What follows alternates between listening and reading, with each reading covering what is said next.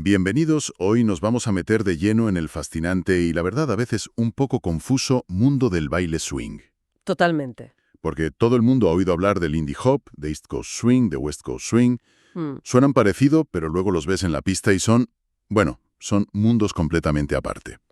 ¿Qué son exactamente? ¿De dónde viene cada uno? Es que esa es la pregunta del millón. Para cualquiera que se asoma a este universo. Comparten el apellido Swing, sí, pero son como primos que crecieron en costas opuestas del país. Me gusta esa analogía.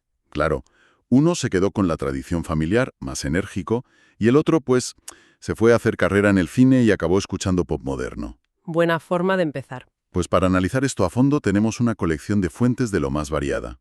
Sí, tenemos de todo. Desde los típicos artículos de Wikipedia y blogs especializados en baile, hasta una discusión que me ha parecido fascinante en un foro de Reddit. Ah, eso es oro puro. Sí, porque son los propios bailarines debatiendo las diferencias con una pasión increíble.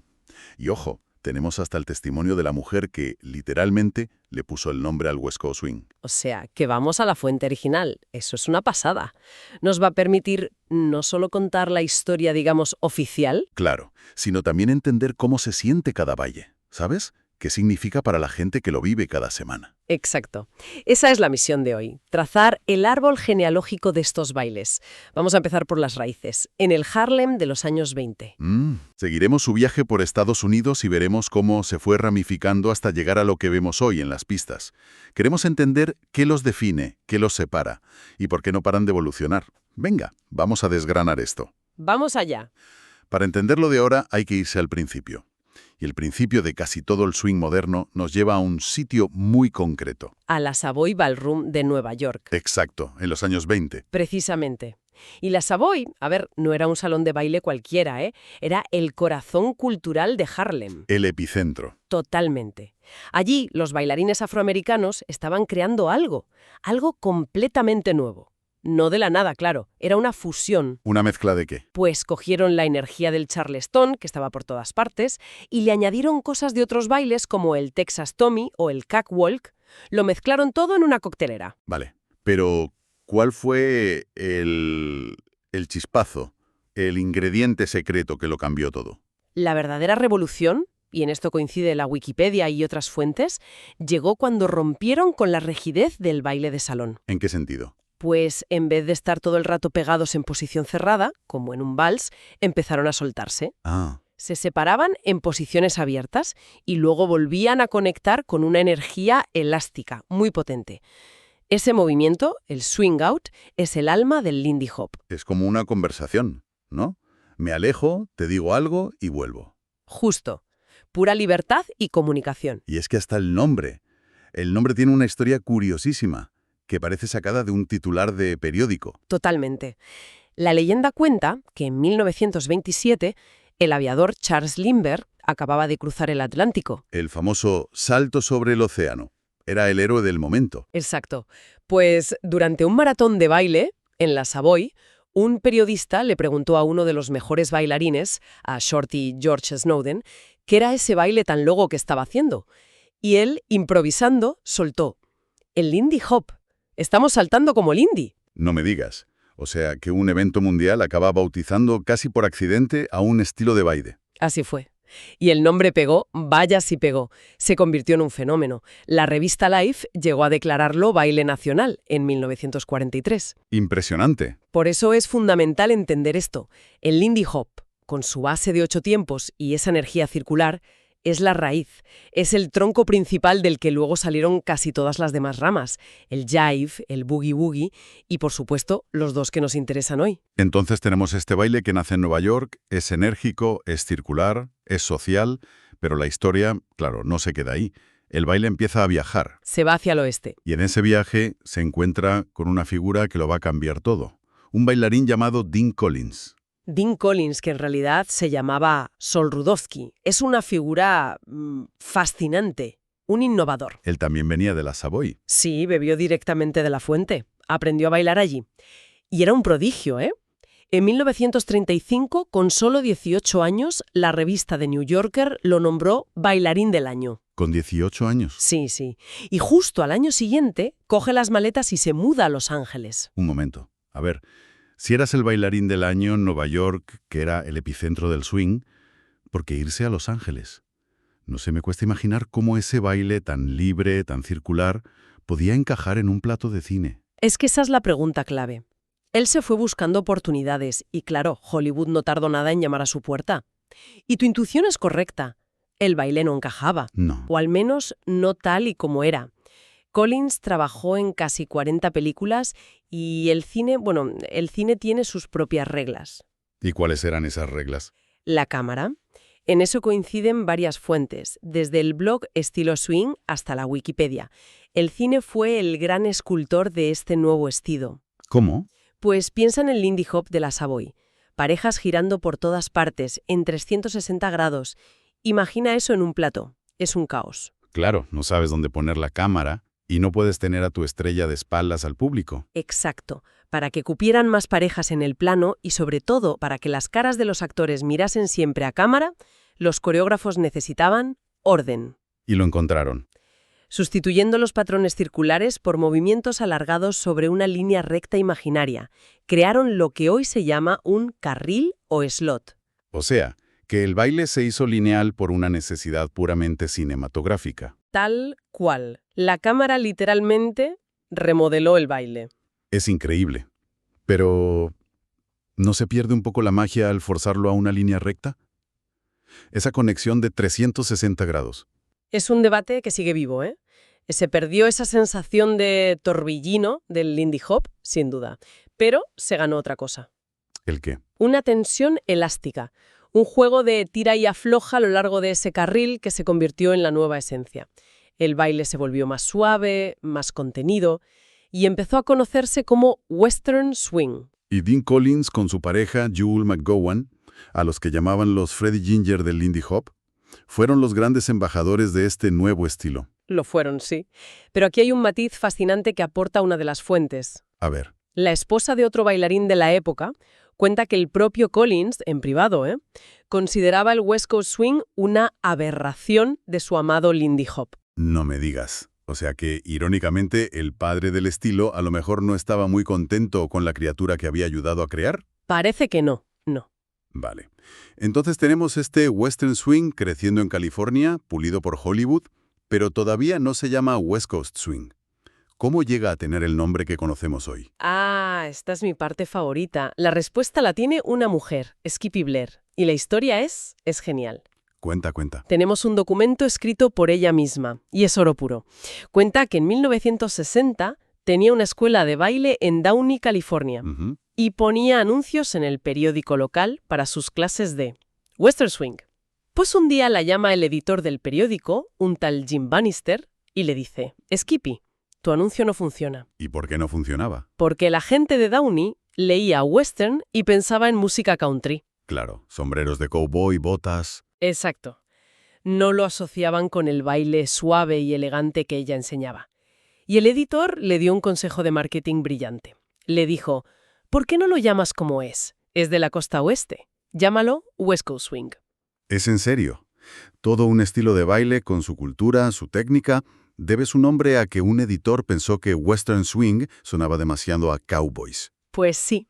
Es una lección de humildad para la historia del arte. Desde luego. El siguiente anuncio que publicó fue para clases de West Coast Swing y fue un éxito rotundo.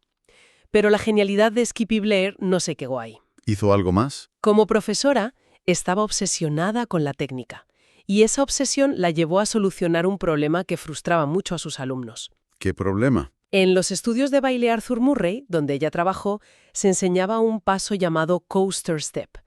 Pero, según cuenta Blair, había un error, una errata, en el manual de formación. Ese error hacía que los bailarines, que siguen, los followers, se adelantaran al final de la figura, y se rompía la conexión. ¿Y entonces ella? Creó un nuevo paso para solucionarlo. Creó el Anchor Step, el paso de ancla, que como su nombre indica, ancla al follower en su sitio al final de la frase, creando esa tensión elástica perfecta para empezar el siguiente movimiento. O sea, un nombre que nace del marketing y un paso clave que nace de una errata. La historia es mucho más pragmática de lo que pensamos, sí. Ya veo. Y en esta misma época hay que mencionar a otra figura clave, Jack Carey. Él ayudó a popularizar el estilo y, según las fuentes, en los años 50 inventó algo que define la escena del West Coast Swing hasta hoy. ¿El qué? El formato de competición Jack and Jill. ¿En qué consiste eso? Pues en un Jack and Jill no te apuntas con tu pareja. Los líderes y los seguidores se inscriben por separado y las parejas se forman al azar en la pista, Anda. justo antes de que empiece la música, que tampoco sabes cuál será. Esto cambia el foco por completo. No va de coreografías, va de pura improvisación, conexión y musicalidad en el momento. Cimentó esa idea del West Coast Swing como una conversación de la que hablábamos. Exactamente. Vale, hemos trazado el viaje desde Harlem hasta California. Pero, ¿qué significa todo esto para alguien que se acerca hoy a una clase de baile? Aquí es donde la discusión del foro de Reddit se vuelve crucial. Sí, porque son los propios bailarines explicando las diferencias. Vamos a compararlos cara a cara. Perfecto. Empecemos por la música, que quizá es lo más evidente. Si entro en una sala donde bailan East Coast Swing, ¿qué voy a escuchar? Benny Goodman, Count Basie. Los clásicos. Eso es. Música swing de los años 20 a los 40 tiene un ritmo muy marcado, muy enérgico, rápido. Esa base de jazz que te pide saltar. ¿Y si entro en una sala de West Coast Swing? Uf, la cosa cambia. La lista de artistas que da un usuario de Reddit es alucinante. Aretha Franklin, Adele, Pitbull, Maroon 5, Michael Jackson, Ed Sheeran, Daft Punk. O sea, de todo. Es un camaleón musical.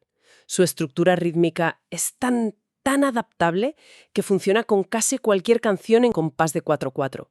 Puedes bailar blues, R&B, funk, pop, hip hop, los últimos éxitos de la radio. Entiendo. Esa versatilidad es probablemente su mayor atractivo hoy en día. Sin ninguna duda. Te permite bailar toda la noche con la música que escuchas en tu día a día. Vale, música entendida. Ahora, la estética, el feeling, cómo se ven y se sienten en la pista. A ver, el East Coast Swing es lo que la mayoría de la gente se imagina cuando piensa en baile swing. Lo que sale en las películas. Justo. Es circular, muy enérgico, con un rebote constante, lo que en inglés llaman bouncy. Saltón. Sí, muy saltón. Hay una sensación de alegría explosiva y mucha rotación. Un usuario de Reddit lo describe muy bien como una simplificación del Lindy Hop. ¿Simplificación? Sí, a menudo se condensa la estructura a un patrón de 6 tiempos en lugar de los 8 originales del Lindy Hop. ¿Y qué significa eso para un novato? Pues piensa que es como una versión abreviada, tiene menos pasos, es más directo. Es ideal para aprender lo básico muy rápido y empezar a disfrutar en la pista desde el primer día. El Greatest Hits del Lindy Hop. Exacto, empaquetado para que te diviertas ya. ¿Y el West Coast Swing, cómo se siente? Es el polo opuesto. Es suave, erguido, lineal. Se baila en ese slot que nació en Hollywood. ¿Sin rebote? Nada. La conexión no es de rebote, es elástica. Es como si los dos bailarines estuvieran conectados por una goma invisible. El movimiento es fluido, casi deslizante, hay una sensación de flow constante. Y esto nos lleva a la interacción. El usuario de Reddit que lo describe como una conversación, creo que da en el clavo. Absolutamente. Y es la diferencia fundamental. En el East Coast, la estructura es más fija. El líder propone una figura y el seguidor la ejecuta. En el West Coast, Es distinto. es un diálogo. El líder establece la estructura, el slot, propone el inicio de un movimiento, pero deja mucho espacio para que el seguidor interprete la música. O sea que el follower no solo sigue. No. Improvisa, estiliza, juega con el ritmo dentro de ese espacio. Por eso, la curva de aprendizaje al principio es más pronunciada. Es más complejo, sí, pero la recompensa es una profundidad creativa mucho mayor. Entonces, para resumir con una metáfora, si el East Coast Swing es como un poema con una rima y un ritmo muy claros, el West Coast Swing es una conversación de jazz. Hay una estructura, sí, pero ambos músicos tienen espacio para improvisar sus propios solos, escuchándose y respondiéndose todo el rato. Fantástica analogía. Entonces, para recapitular, hemos viajado desde el nacimiento explosivo del Lindy Hop en Harlem. Hemos visto cómo se estiró y se suavizó para las cámaras de Hollywood con Dean Collins. Sí, y hemos llegado a la división actual. Por un lado, el East Coast Swing, enérgico y clásico. Y por otro, el West Coast Swing, suave, lineal y versátil. Un baile que, recordemos, se bautizó para que no lo confundieran con los cowboys. Es que te muestra que un baile es un organismo vivo, no es una pieza de museo estática, es algo moldeado por la música, por la tecnología como el cine, por profesores como Skippy Blair E incluso por el marketing. e incluso por las necesidades de un negocio. Las reglas y los nombres que hoy damos por sentados tienen orígenes muy pragmáticos y a veces completamente accidentales. Y eso nos deja con una reflexión final. Las fuentes dejan muy claro que el West Coast Swing, en particular, sigue evolucionando a un ritmo... Vertiginoso. Sí, no para. Uno de los artículos menciona que hoy en día incorpora movimientos y conceptos del hip hop, de la danza contemporánea, incluso del zouk brasileño. Y esto nos hace pensar, si la música no para de cambiar y de fusionarse, ¿cuál será la próxima evolución del swing dentro de, no sé, 50 años? Es una pregunta fascinante. Quizá la propia idea de costas opuestas ya no tenga ningún sentido, a medida que la música se globaliza, que los estilos se fusionan a través de Internet. Es casi inevitable que el baile siga ese camino. Entonces podríamos ver nacer una nueva rama de este árbol, un global swing quizá, que ya no esté ligado a ninguna geografía, sino a una red de influencias digitales, sin un centro claro. La pregunta queda en el aire.